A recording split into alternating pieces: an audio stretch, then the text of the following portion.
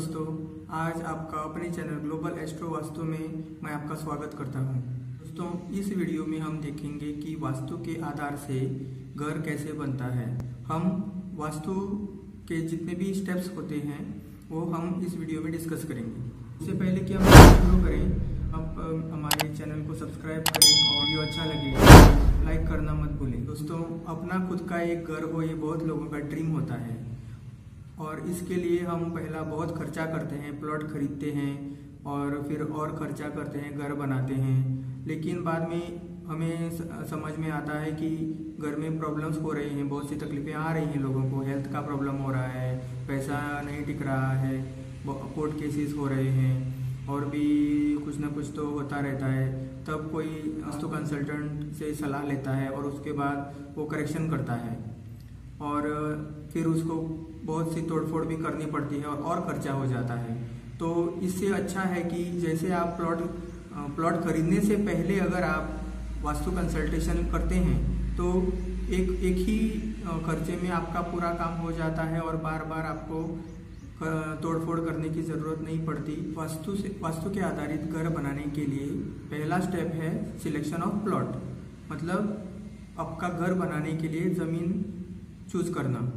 जब हम ज़मीन का चुनाव करते हैं तो हम उस जगह जाके साइट का इंस्पेक्शन करते हैं। उस साइट का स्लोप किस तरफ से है, उसमें कौन कौन से पेड़ हैं, उसके आजू बाजू में कौन कौन से पेड़ हैं, उस प्लॉट की मिट्टी कौन से कलर की है, उसमें कोई जल का स्थान है या नहीं है और उसका नॉर्थ साउथ एक्सिस में कितना डिविएशन है, वो सब हम देखते हैं। जैसे ही आपने प्लॉट सिलेक्ट किया वास्तु के हिसाब से, तो दूसरा स्टेप है उसका प्लॉट का मेन एंट्रेंस, कंपाउंड एंट्रेंस किस दिशा में बनना चाहिए।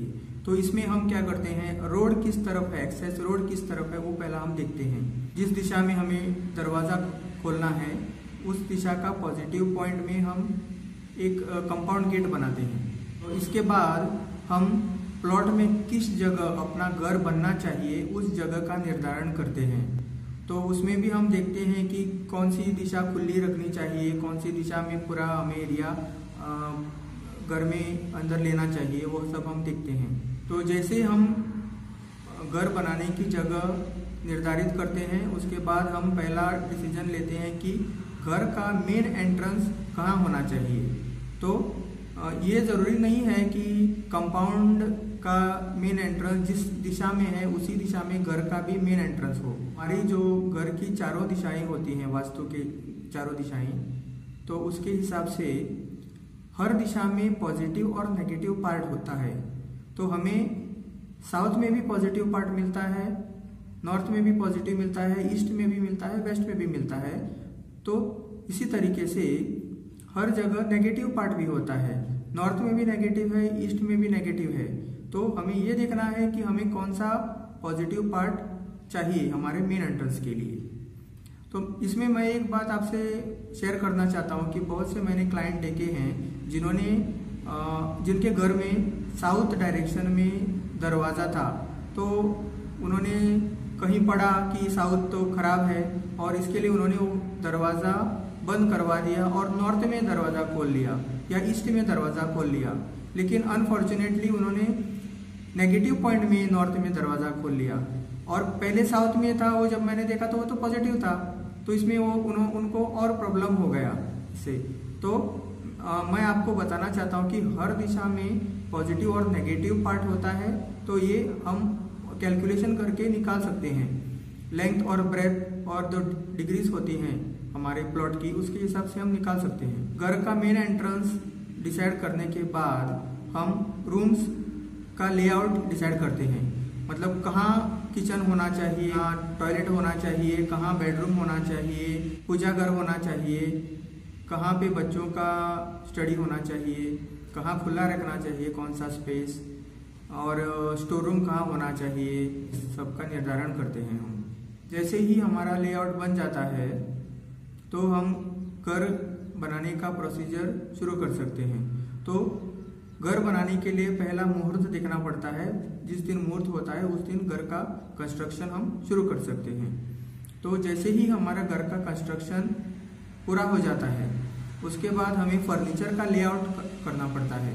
इस जगह में बेडरूम हमने डिसाइड किया है, उस बेडरूम में बेड का ओरिएंटेशन किस तरह होना चाहिए, बेड में कौन कौन से फर्नीचर होने चाहिए, नहीं होने चाहिए, वो सब हम बताते हैं। उसके बाद किचन में प्लेटफॉर्म किस डायरेक्शन में होना चाहिए, या पूजा घर में भगवान की प्रतिमाएं किस तरफ से लगनी चाहिए, वो सब हम निर्धारण करते हैं।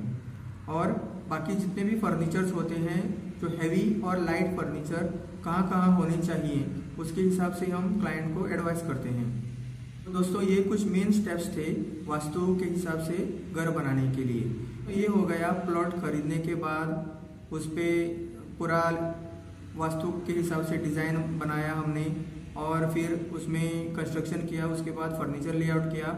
ये तो कुछ स्टेप्स हो गए।